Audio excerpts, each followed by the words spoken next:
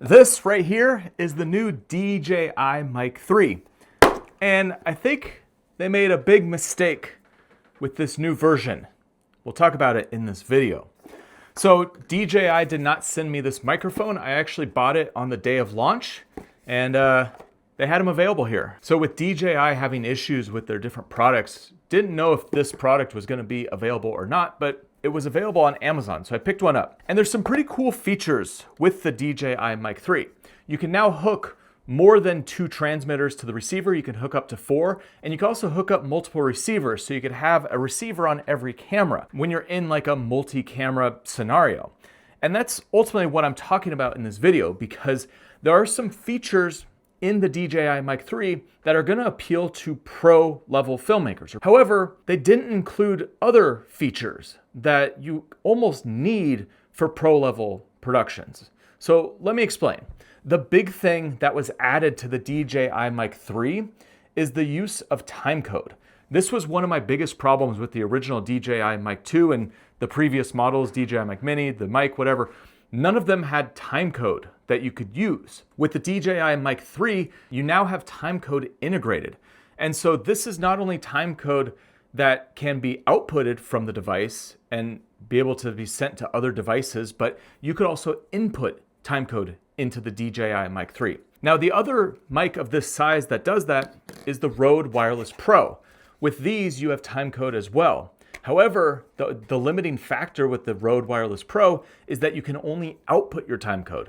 So these products will sync with your phone and set up time of day timecode, but then you have to output out of the Rode Wireless Pro to your other devices to be able to sync them up. You might be hearing timecode, timecode, timecode. Why does timecode matter? Well, it keeps everything that you're doing in sync. So if you have multiple cameras, multiple audio sources, everything is lined up with a specific timecode, usually to time of day, but it's down to the frame so that when you bring it into your editing software, you hit a button, it all syncs up automatically and you don't have to automatically sync using waveforms. You don't have to manually sync it. You just click a button and timecode syncs it all together.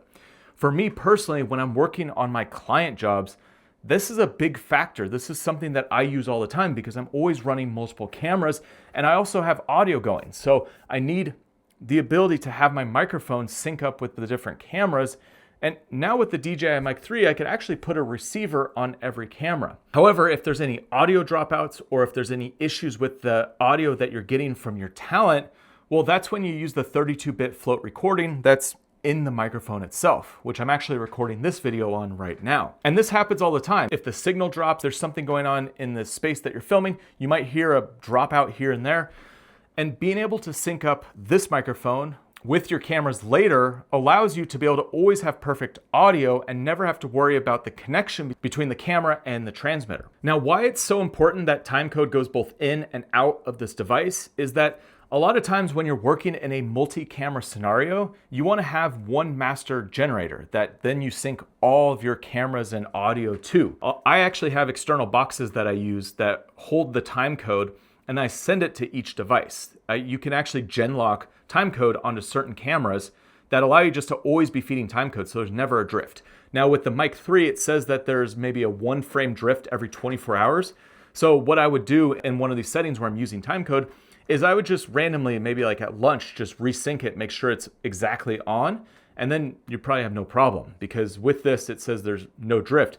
I need to test this for sure to see how the drift goes over a long period of time.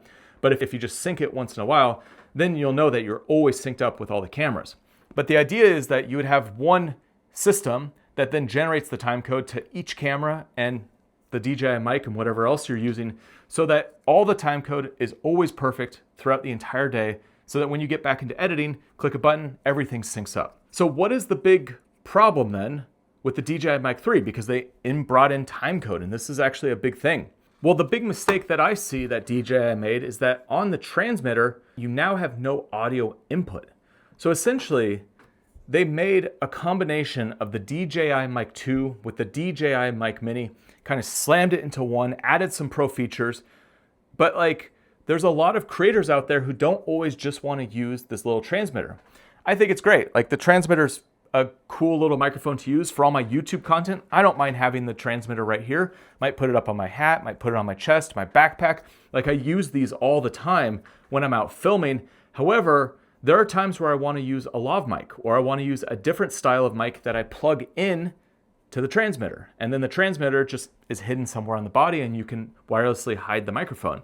You might want to do this if you're working on documentary projects and you don't want to see this microphone, this little transmitter, even though it's tiny. Sometimes you want to use a lavalier and hide it in the clothing. There's different applications where you're going to be using different styles of microphones and hide them in different places in someone's clothes or up in their hair, their hat, wherever.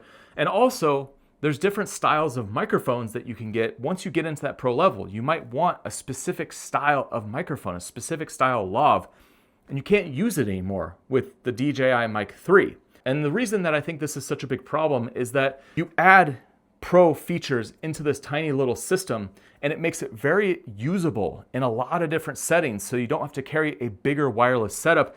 You got a long battery life, you got internal storage, 32-bit float, you have all these features that just make it such a usable little product, but then you can't plug in a microphone anymore. So for me personally, when I've been doing my more pro or client level productions, I use the Rode Wireless Pro because of the time code and also because of the input of the lavalier. I use it all the time for client jobs. The other big thing is with the Rode Wireless Pro, it's a locking connector. So on the DJI Mic 3, you have a locking connector on your output, which goes to your camera or to timecode. But again, there's no input. And if there is an input, I would like to see a locking input. So that is one interesting limitation that DJI did with this new set of microphones.